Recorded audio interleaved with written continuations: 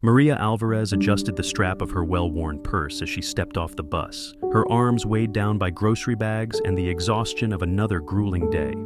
The heat of the late afternoon sun was relentless, but it wasn't what was making her forehead glisten.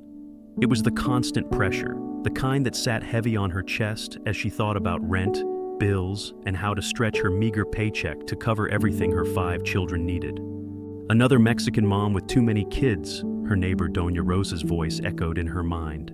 Maria had heard the whispers for years, from judgmental neighbors to strangers in the checkout line who shot her pitiful glances as her children squabbled over candy bars. At 32, Maria had grown used to the judgment, but it didn't mean it hurt any less. To the outside world, she was a stereotype, just another struggling single mom who would never amount to anything. But Maria wasn't just any mom, she was a fighter. She had left everything behind in Mexico at 18, crossing the border with nothing but a backpack and a heart full of hope. Life in the United States had been anything but easy, but Maria had never allowed herself the luxury of giving up.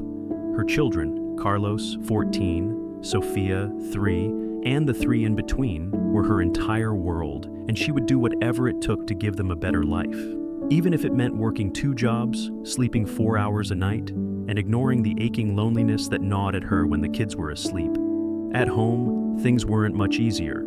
Carlos, her eldest, had become withdrawn and resentful, his frustration boiling over in heated arguments. "Why can't we have a normal life?" he had shouted one night, slamming his bedroom door. "Why can't you fix things?" Maria's heart broke every time she saw the disappointment in her children's eyes, but what could she do? Her job cleaning houses barely paid enough to keep a roof over their heads. When the landlord pinned an eviction notice to their door, claiming she was late on rent, though Maria knew she wasn't, the weight of it all threatened to crush her. As Sofia tugged at her skirt, asking, "Mama, are we going to move again?" Maria forced a smile. "No, mija, Mama will figure it out."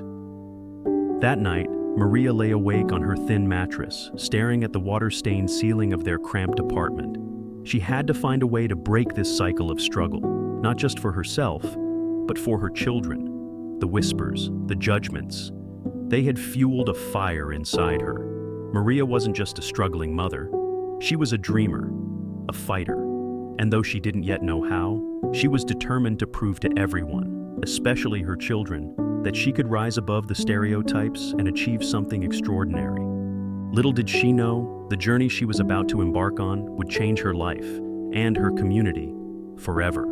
The next morning, Maria was already out the door by 6 a.m. She dropped Sofia at the neighbor's house, who offered to babysit for a small fee, and ushered her older kids to school. As she trudged to her first cleaning job of the day, her mind raced. The eviction notice sat heavily in her bag, a grim reminder of how close they were to losing the only home her children had ever known. While passing the community center on her way to the bus stop, Maria noticed a colorful flyer taped to the window. The bold letters read, "Free Small Business Workshop, Learn How to Build Your Dream." Beneath it was a photo of a smiling woman standing proudly in front of a bakery. Maria hesitated. The idea of starting her own business seemed laughable. She had no money, no time, and no idea where to begin. But something about the flyer pulled at her. What if this was the answer she'd been praying for? She grabbed the paper and stuffed it into her purse before hurrying off to her shift. That evening, after tucking Sofia into bed, Maria sat at the kitchen table, the flyer spread out in front of her. Carlos walked in, headphones around his neck. "What's that?" he asked, eyeing her curiously. Maria hesitated, then said, "A workshop about starting a business." Carlos scoffed. "A business? How?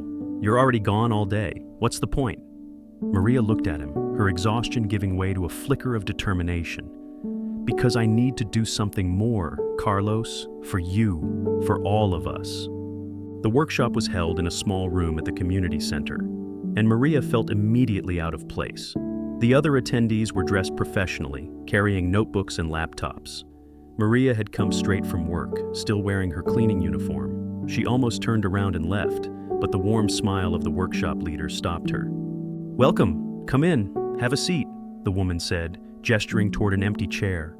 For the next 2 hours, Maria listened intently as the instructor spoke about starting small, creating a plan, and finding ways to market your skills. At the end of the session, the instructor asked, "What's your dream business?" Maria hesitated but finally raised her hand. "I clean houses," she said, "and offices. I want to start my own cleaning service."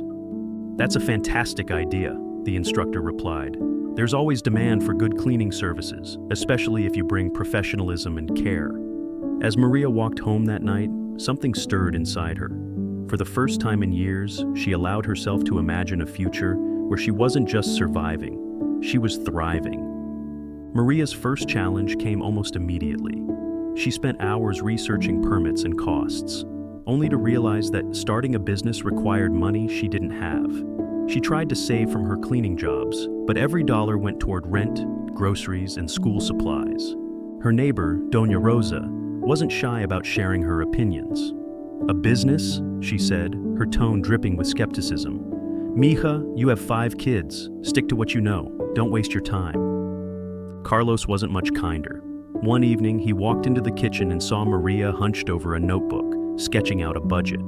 "You're really going to start a business?" he asked, his voice filled with doubt. "We don't even have enough for groceries." Maria's hand froze mid-sentence. "I know it's hard to understand, Carlos," she said softly, "but I need to do this, for us." Still, the doubts crept in. Could she really pull this off? Or was she setting herself up for failure? One afternoon, while cleaning an office building, Maria overheard the manager complaining about their current cleaning service. "They miss spots all the time, and they're always late," he grumbled to a coworker. Maria's heart raced. Summoning all her courage, she approached the manager. "Excuse me," she said. "I couldn't help but hear. I run my own cleaning service, and I'd love to help you." The manager raised an eyebrow. "Your own service?" Maria nodded, her voice steady. "Yes, I pay attention to detail and I'm reliable. I'd love to prove myself." To her amazement, the manager agreed to give her a trial run. That weekend, Maria and her kids spent hours scrubbing every corner of the office until it gleamed. The next morning, the manager called her. "This is the best this place has looked in years," he said. "You've got the job." Maria celebrated by buying pizza for the kids, a rare treat. For the first time, she felt like she was on the right path. As Maria's business began to grow, so did her responsibilities. She recruited 2 other moms from her neighborhood to help with the workload, offering them fair wages and flexible hours. "We're in this together," she told them. But balancing her new venture with her family wasn't easy. One day she got a call from Carlos's school. He had skipped class. Furious, Maria rushed to the principal's office. "What's going on?" she demanded when she saw him. Carlos avoided her gaze. "I'm just tired, okay? You're always working. We never see you." Maria's anger softened into guilt. "Carlos," she said, her voice breaking, "I'm doing this for you. I know it's hard, but I'm trying my best." That night, Maria made time to sit with Carlos and help him with his homework. It wasn't much, but it was a start. Maria named her business Rising Hands Cleaning Services, inspired by her vision of lifting others as she rose. Word spread quickly about her professionalism and attention to detail, and she soon landed more contracts. One evening, Carlos came home from school with a different attitude. "I saw your logo on a flyer at the community center," he said, a hint of pride in his voice. "People were talking about how good your company is." Maria smiled. "You see, hard work pays off." Carlos began helping with the business after school, managing schedules and taking phone calls. For the first time, Maria felt like they were truly a team. Despite her success, Maria faced new challenges. One month, a major client delayed payment, leaving her unable to cover payroll. She gathered her employees and explained the situation, expecting frustration or disappointment. Instead, one of the moms said, "We trust you, Maria. You've always looked out for us. We'll stick with you." Their support reignited Maria's determination. She worked tirelessly to find new clients, even knocking on doors to pitch her services. Within weeks, she secured a contract that not only covered payroll, but allowed her to expand her team. A year after starting her business, Maria was invited to speak at the same community center where she had attended her first workshop. Nervous but proud, she stood in front of a room full of aspiring entrepreneurs. "My name is Maria Alvarez," she began. "A year ago, I was cleaning houses and barely making ends meet. Today, I run my own business. It wasn't easy, but I'm proof that with hard work and faith, anything is possible." The applause was thunderous, and Maria's kids beamed with pride from the front row. Maria's story began to spread. A local journalist wrote a feature on her journey, and the article went viral. Messages poured in from women across the country who saw themselves in her story. "You've inspired me," one woman wrote. "Thank you for showing us what's possible." Maria began mentoring other moms in her community, teaching them how to start their own businesses. "We rise together," she told them. "There's room for all of us to succeed." By now, Maria's business wasn't just a way to survive. It was a symbol of hope and empowerment.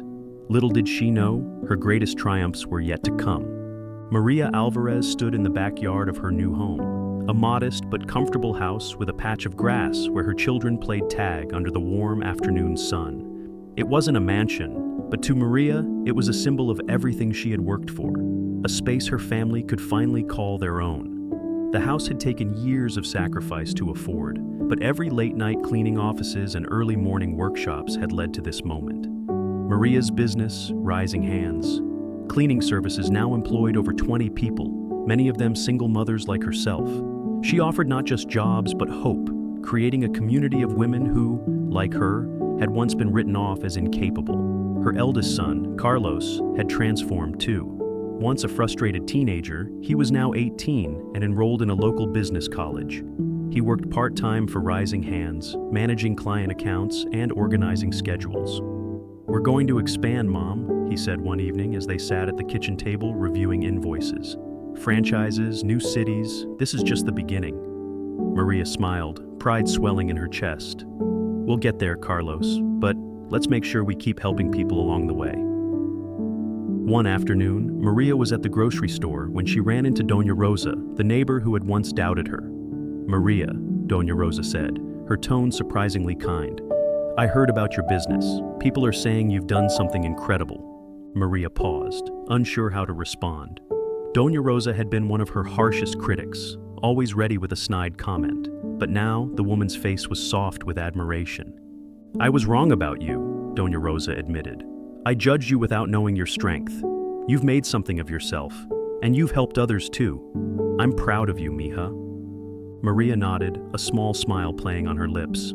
"Thank you, Doña Rosa. It hasn't been easy, but we're stronger than people think." As she walked away, Maria realized how far she had come, not just in her circumstances, but in how others saw her. She was no longer just the Mexican mom with too many kids. She was Maria Alvarez, a businesswoman, a role model, and a force to be reckoned with. Maria's story continued to gain attention. A local journalist published an article about her journey, and the headline read, "From cleaning jobs to CEO, how one mom built a community of success." The article quickly went viral, and messages poured in from across the country. "You've inspired me," wrote one woman. "I've been afraid to start my own business, but now I know I can." Maria was overwhelmed by the support. She began receiving invitations to speak at events, sharing her story with audiences of all ages and backgrounds. "This isn't just my story," she said during one speech. "It's the story of every mother, every woman who's been told she can't. We can, we will." At one event, she was approached by a young woman who had tears in her eyes. "I grew up in a family like yours," the woman said.